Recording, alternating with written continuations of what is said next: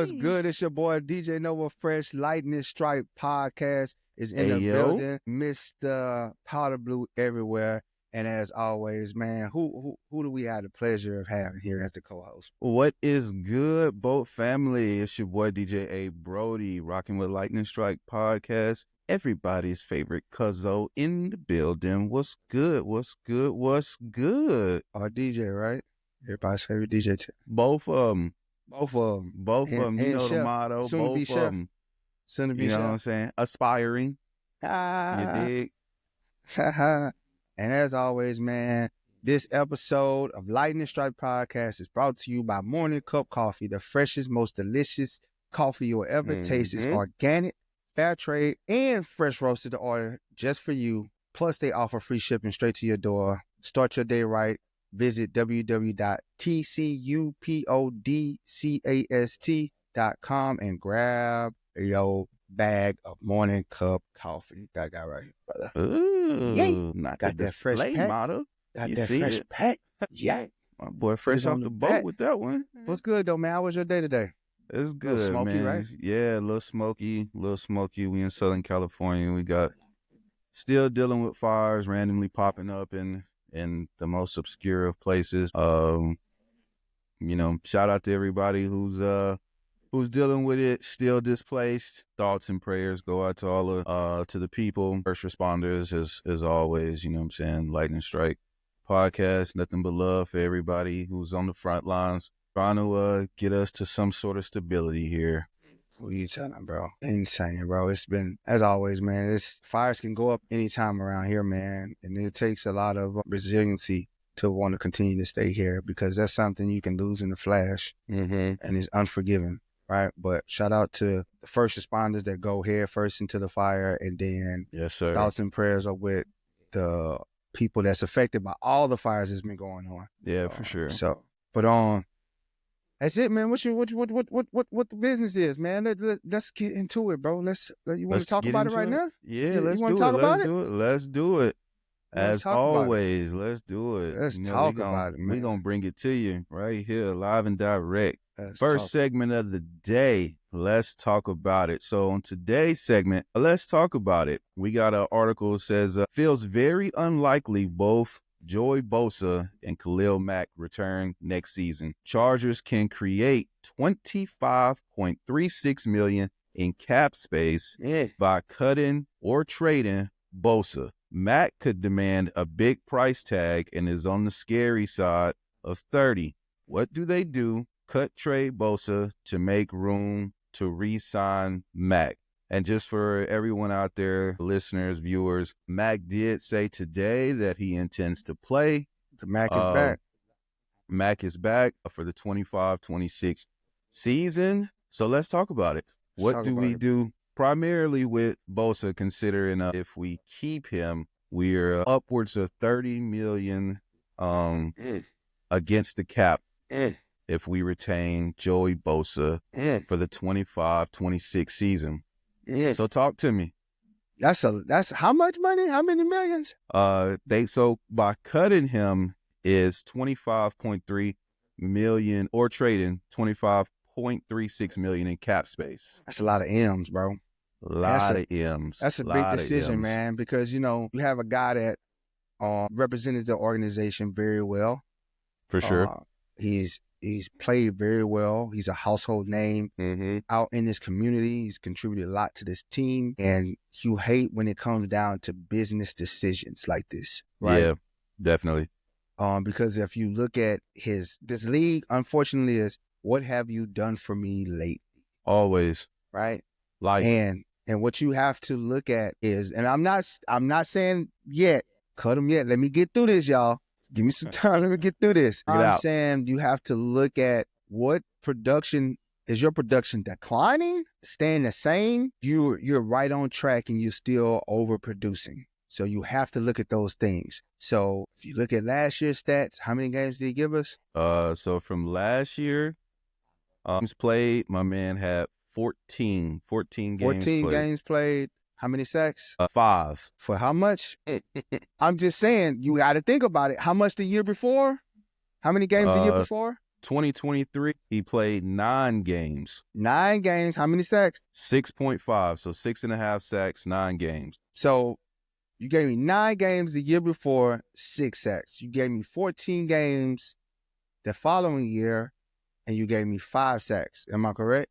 Mm-hmm. And then I'm paying you $34 million, and I can't get a full season out of you.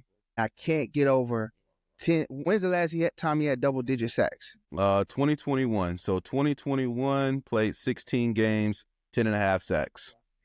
So it's safe to say that for $34 million, you're not giving me the production that I need. And I'm just being honest. Mm-hmm. This is just being honest because listen, Bosa. Fan favorite.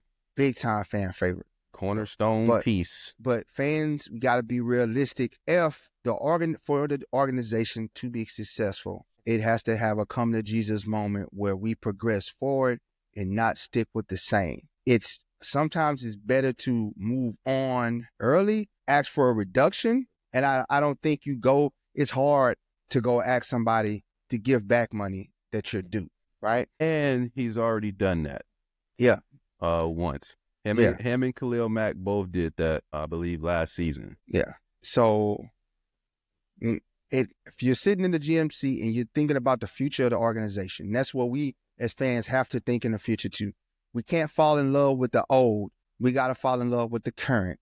And he's up in age. He's not 29 years old.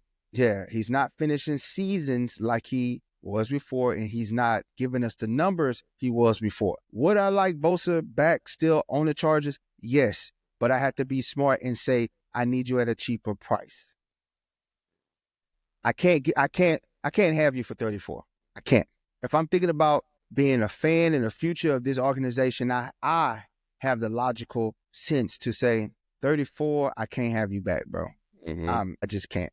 That's a huge 1-year hit for 6 sacks. It is a lot. It is a lot. Especially when I'm trying to get better and look at the future. You probably can trade him, get back some pieces. Possible if somebody's willing to take that big contract. But I don't see, for his production, I don't see many people taking that contract on. Because it wasn't like he was on fire last year, straight up. Now, if he had 12 sacks last year, you probably could get away with trading him to a team. So he's probably going to be a June 1st cut, bro, to be realistic. We just let him walk and don't get nothing in return. I mean, you say $25 million. Yeah. Y'all let us know what you think. Call us at 213-433-7793. Let us know how y'all let's talk about it. Let us know how y'all feel. Do we keep Joey Bosa going into the 2025 season, understanding financially what that means for our pockets? Man, that's a big hit, bro. $34 million ain't a cheap ticket. You're paying him. Not at all. You're paying him as if he's getting you 14, 15 sacks a year. Yeah. And he's not even nowhere close to that. And it's like, unfortunately, sometimes you got to part ways with people. Yeah, definitely. That's a tough decision. It is. And I'm sure, it's a hard decision just considering that he's been around the franchise, for a number of years. And almost, it's like paying him for the money is for what he did years ago. You know what I mean? And not so much, to your point, the what have you done for me lately? But for me, I kind of look at it as if I don't think we can have both Mack and Bosa. Because one, if you're keeping Mack, I'm sure that's going to come with taking a price cut. And we're talking about, Pro Bowler, who we're asking to take another price cut. And so even if he was to accept that, then how do you go and pay when you just ask him to take a price cut? And I'm just looking at that amount of money and kind of some of the other things that we could do with the money to include, restructuring the deal for JK and just allocating that same money to bring some other pieces.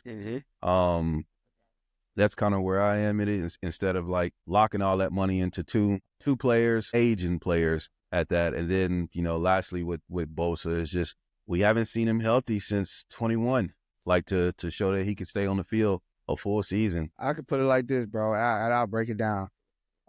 Sack leader Trey Hendricks is 17.5, right? Mm-hmm. Sacks. He led the NFL. He's a free agent, unrestricted free agent. He's older, but he's 31. He just gave you 17.5 sacks on the worst defense, probably in the NFL, one close to the Bengals. They had one of the pretty worst defense, but he had 17 sacks performing on that defense. So, and he only was a cap hit of 18 million. Yeah. So you kind of look and you're like, you're taking 34 and giving me 6, and we got a guy that's older that's giving me 17 and he costs 18. Mm-hmm. So again, bro, it's production, man.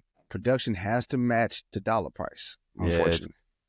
It is interesting, like I said, a conundrum to say the least, which way the organization decides to go. And again, like I said, I think there's just a lot of, I know for fans, an emotional attachment just because he's been around. And when he was healthy and on top of his game, you talking top tier edge rusher, forced to be reckoned with, but we haven't seen that version in several years. So do we risk it? Take another, small contract? But again, I mean, that money just for this year alone is going to hit us for, plus 30. Because you got some good defensive end free agents that's a lot cheaper than Bosa. You definitely do. So, I mean, what do you like? I think it's, in a logical sense, I think it's sense to part ways. If he's willing to give back more money, maybe he stays around for that price on a 1-year deal, or you try to trade him and get something back in return. But I can't see you trading him and getting full value for that trade. Nobody's going to just take on that big contract for the lack of production.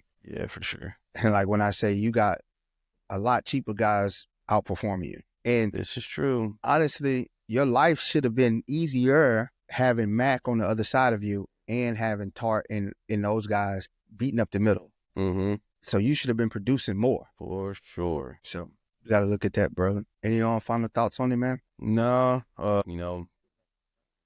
season up, off season slowly approaching as far as transaction purposes and stuff like that. So we'll be on the lookout again. Y'all call in 213-433-7793. Y'all let us know what you think about it. Let's talk about it. For sure, man. So with that said, man, we're going into boat static, man. What is going on the outside? So for boat static, let's see. We got some new NFL head coaches around the league. We got Ben Johnson, offensive coordinator for the Lions, is now the coach of the Chicago Bears. Oh, I thought he was going to the Raiders. I thought he was going to the Raiders. Just can't get right. Oh, my God. Relax. Can't get right. Yeah. Relax. We suck again. Did they even get a coach yet? Bro, we coach. You know what I'm saying? Call me. Call me. Bang the line, Lightning Strike podcast. You know what I'm saying? I can come, little temp job, something like that. I can get out there and get O'Connell hurt. It's no big deal. For sure, man. Give us a call, man. If yeah. you need a job. Hey, as a matter of fact, they having coaching trials at the Raiders. What's that? Star Wars Dome? Open trial at the Sphere? Yeah, the Star Wars Dome or, whatever. Right by the link. You know what I'm saying? And whoever go in that franchise going to be doomed anyway, bro. Boy, yeah, you're not going to have no pieces, no nothing. But yeah, we got plenty of time to beat up on them. Jets get Aaron Glenn. That's a nice pickup for them. As a head coach. So we'll see what that looks like for the Jets organization that has a lot of pieces, but have their own quarterback concerns. Does Aaron stay? Does he retire? Does he leave? Go somewhere It's time to move else? on for him, bro. It's just time. Yeah, he's too polarizing at this age. He just ain't got it, bro. I'm just sorry. Just watching him play, it ain't there. He don't want to be out there. And I think that's the bigger thing, because like you see it in the body language, you see it in the interviews. There's a you see it in the other players. Him and Ryan Clark been going back and forth till the end of the season. So interesting to watch with him. But absolutely to your point, like you see it in the players. I know Garrett Wilson is probably sick of it. My boy ain't seen production all the way down this year, and offensively, man, they got some pieces. They just needed a quarterback. Jets is one of those teams that if you gave them a great quarterback, they was easily in the AFC Championship because they got all those young defense full of studs and a young offense full of studs. They just don't have the quarterback and some good coaching to put it together for him. So I think Aaron Glenn noticed that because he had a lot of offers. Him and Ben Johnson was like the two hottest for head coaching positions, and I think Aaron Glenn they both got Ben Johnson and Aaron Glenn. I think they got what they wanted, where they were going to shine at. And I think they're going to do well year one. Deservingly so, yeah. I think year one. Hopefully, Ben Johnson he lets Keenan Allen go. Keenan Allen doesn't get wooed too much by him. You come back home, Keenan. Come back home, Keenan. Come home. We need you. Hey, big head. For real. We need you, bro. We I miss lost you my over charger. here, I just found it 2 years later. Yeah. What you doing tonight? Man, I dropped my phone in some water, bro. We need you. But definitely with that, bro. This is going to be an interesting draft, particularly for us because we got so many holes to fill, particularly on the offensive side of the ball with the interior line and the receiving and running back room. How are we going to address that? And then you go to the other side. So it's a lot of talent. And by address, it's like it's got to be like immediate. Like we got to bring some day one guys. Yeah, that's got to be priority one. Ready now. Shoring up this offense so that, you know what I mean, there's multiple ways to attack, and we're just not like, you know, just becoming isolated to one single thing. So yeah, that's not hey, let's get into some development. Let's get into like, no, I think we're at the point moving forward to where it's like you got to come in here and produce. So you got to be certain with that transaction, whether that's the draft, whether that's free agency, that like, yo, we need you today, because got to give my boy Herbo some help so that he can continue to progress in his development and growth and just continue to prove people wrong. And that's the thing. Then it really won't be no more excuses, right? Really won't be no more excuses. And there's some good quality picks out there. You got Tyler Booker from Alabama. You got Donovan Jackson from Ohio State. Gray Zabel from North Dakota State. Jared Wilson from Georgia. Anthony Belton from North Carolina State. It's just so much talent to choose from the interior to address the need. And I think Tyler Booker and Donovan Jackson and Embry Jones Jr. are day one starters. For sure. Are day one starters. Day one instant upgrade, and I think they will get better as the season go on. But you'll be instant noticeable difference in that interior with addressing that with those guys. Yeah. Wide receiver, who have you thought of any wide receivers that we should go after? I mean, luring T. Higgins away from the Bengals is going to be a tall task just because he wants to stay there. You know, it's not like he's leaving on, you know, any bitter terms or whatever. And having it's one of those, he's kind of, in my mind, just facing one of those, like, is the grass greener type situations just because he has a, you know, elite quarterback.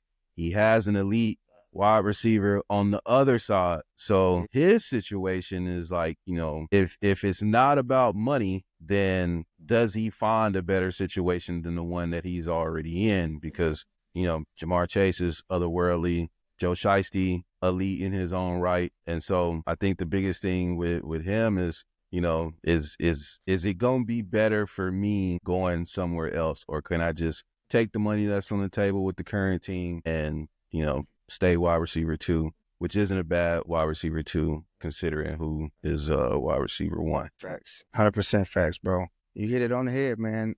And just looking at the draft prospects, I see a lot of developmental with some of the receivers. I see a lot of questions with some of them outside of like the kid from Arizona who passed the eyeball test, 6'5", got great film. But do you see that dominance that can transfer to being a first rounder? Yeah. League ready today. Yeah. I see that with the tight ends. And, you know, that's rare to draft a tight end in the first round. Yeah. The last couple batches ain't panned out. So I'm more leaning toward interior line for the first pick, address that need, and then get your other pieces in later rounds. Maybe around the third round if some of these receivers are around, because I just don't see no day one that's going to make an instant impact. I don't see it. And to be fair, nobody saw that in Ladd, and My boy, Well, no, we cut up this year. With Ladd, I watched him at Georgia, and he was a dog there. And he was a good pick where he was. But did you think that like he was going to get the production, or that the team was going to get the production that they got out of him this year? I knew I'll be honest with it, and it's a reason why I picked him up in fantasy, because I knew he was capable of it. I didn't think that the game plan was going to shift toward him, but it's one of those things where you watched him in the first game and you seen the catches that he made, and that was just like, feed him. And then they realized it's one of those, I realized what I got. This guy has progressed faster than we knew. We knew he had it in him, and he showed it. That I believed in him from day one. But did I think that he was going to get that volume? No. But he earned it. He earned it. Sure. He earned it. So, because like I said, I watched him in Georgia. He was in the SEC. I watched him in Georgia, and I watched how shifty he was, how crafty he was. And one of the things that he did the most was he was reliable he caught the ball with his hands. He was reliable catching the ball. I like how safe he is. He's not taking no extra hits. He not doing the extra stuff to fumble the ball or take unnecessary hits. He's just smart and crafty. He gets down, he catches the ball, and he gets down. Yeah, buddy. He gets down. So I was like, that's a good pick where he was. Was Ladd a first? Is he a first round talent? I think he was good where he got drafted. It was a steal. Yeah. It was a steal, because if you look at the receivers they took in the first round, they produced. They showed out. Showed out. Showed up and showed out. So Marvin Harris Jr. is a monster. But the thing with them, and I'll tell people this, they are X's. Ladd isn't an X. And there's no knock against Ladd. Zero knock against him. But he's not an X. He's not an X. And what people don't understand about an X is you're the one that's drawing the double teams. You're the primary guy. You're not running the routes that Ladd is running. Big body out there, taking all the people with you. And Malik Neighbors and Brian Thomas Jr. and Marvin Harris Jr., they're showing you that, though. They show you that. Can Ladd hang with him? Yes, where he's at, not the X. Where he's at, he can hang with him. So it was definitely a steal. Shout out to Ladd. So, any final moments on the both side? Just lastly, we had 3 Chargers make the PFWA All-AFC team, and that's the Pro Football Writers of America, and Rashawn Slater at left tackle, Derwin James at safety, and Darius Davis at kickoff return, in addition to Joe Alt was also named All-Rookie Honors. So shout out to them. Yeah. Deservingly so to everybody that was named, balled out this year. And we expect more of the same. Exactly. On that note, bolted together, man. What you got? Bolted together, our segment about community involvement, getting out and about. If you guys got stuff going, as always, please send it to us. Send us the flyer, whether a DM, hit us on the line. If you want to advertise it yourself, right now we're staying pat with March 1st. 12 to 5, La Vida Cantina in Costa Mesa, California. It is a signing event, so please come out, show love. You got 4 Chargers players to include NFL, Charger, legend, soon to be Hall of Famer, Antonio Gates will be in the building. So come get your pictures, come get your autographs, chop it up with him, and also come chop it up with us. Lightning Strike Podcast will be in the venue that day, recording, going live, engaging with fans, engaging with people, players, all of that. So pull up on us, if you're a fan.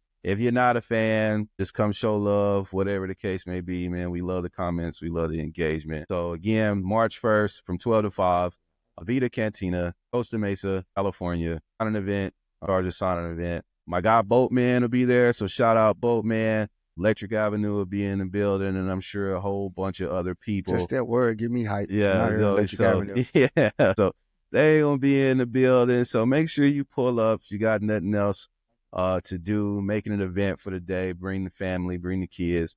Shaping up, like I said, to be an awesome time with some awesome people, and we just gonna be there, turning up for the Chargers. There you go, man. And on that note, talk to the fans, man. What the fans been saying? Man, what they talking about. So I got Let me see. I got my boy rloading.16 on Instagram says, I agree that Herbert's better, but Hurts literally been to the Super Bowl without Saquon and was playing good ball. They're just playing ball the way it wins them football games. And this was in regards to yesterday's episode when we were talking about, we kind of touched on, all the people talking about who would they take over Justin Herbert. So I posed the question, Justin Herbert, Jalen Hurts. And so rloading16 says he agrees that Justin Herbert is better. So shout out to him for tapping in with us. Who else we got had something to say? Dakota_Phillips23 on Instagram says,